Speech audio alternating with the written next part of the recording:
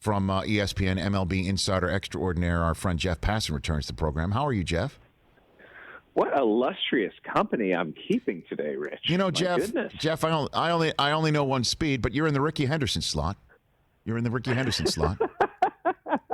So Jeff's going to be Jeff. No, just here's what you do. You can either knock it over the fence or you can reach base and wind up on third by 2 minutes into this conversation. That's either one. You could do either one if you're Rickey Henderson. So honestly, Rickey, we get really nostalgic these days, right? Yep. And I look back on players of my youth, and I think Rickey Henderson was probably the best player I saw growing up.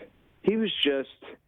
I would love to see Rickey play these days where it's okay to pimp a home run. Yes.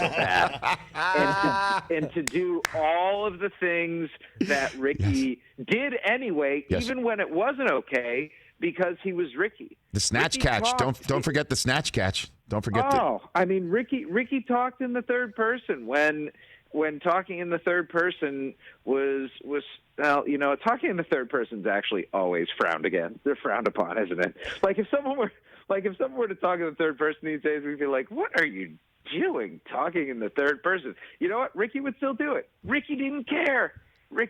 Howard Bryant, my good friend who works with me at ESPN, is doing a Rickey Henderson biography right fantastic. now. And let me tell you, man, I cannot wait to read that. Neither can I. Two things. First, Jeff, you've only called into the show. You've never physically been here to our Los Angeles Rich Eisen Show studios, and we look forward to the day that you can make it. But I would introduce you to my audio executive, Mike Del Tufo, who refers to himself as Del Tufo. So... I am. That's right. So you are the king of our third person here. I love third person. I mean, are we talking like Del Tufo is going to get lunch? Like he'll just say that about I don't think so. But Del Tufo's good. Yeah. It's a lot of. Yeah. Okay. Yeah. Okay. Self-congratulatory. Del Tufo's. Yeah, yes, it's self-congratulatory. Yeah. That's number one. And then before we move on from the subject, I love the fact that we stumbled into this to start. The story of Rickey Henderson reaching base and telling John Olerud, who wore a helmet in the field because of his head injury that he had, or was it surgery or something like that? That he told John Olerud, "Hey, I used to play with a guy who used to wear a helmet playing first base," and Olerud turned to him and said, "That was me, Rickey." Is that a true story? Did that really happen?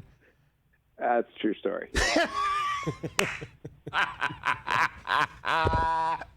I just thought that was the stuff. True story. The one that I don't know. Yes. If it's true or not, and I'm looking forward to the book to see this because I'm sure Howard will talk about it.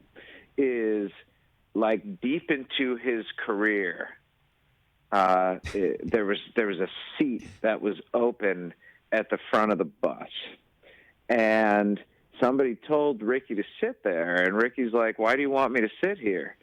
And someone said to him, "Because you've got tenure." And Rickey looked at him, and this is just, I don't know if this is an apocryphal story or if it's true. Rickey looked at him and said, "I don't have tenure. I've been around for 20 years. I mean, he's a And legend. in the telling of the story, it's Rickey's been around for 20 years. Yes, right. It's right. Yeah. He used the third person. And which one do you want to bring up, Chris? Well, there's a story that Rickey got like $1 million bonus check or something, and he framed it instead of cashing it. That would be. Here's the thing. Rickey, I don't know if they make him like Rickey anymore. No. Because you hear stories about him, and you believe all of them are true. Yes, because they are so ridiculous, but the ones that have actually been confirmed as real are just as ridiculous. So if you're dealing with a ridiculous person, why is he going to act normal or rational? Love it. It goes against type.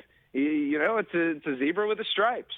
See, this story alone, Jeff, you're on base, batting leadoff, man. See, and now you're now I need to keep an eye on you because you're about to take second and then third.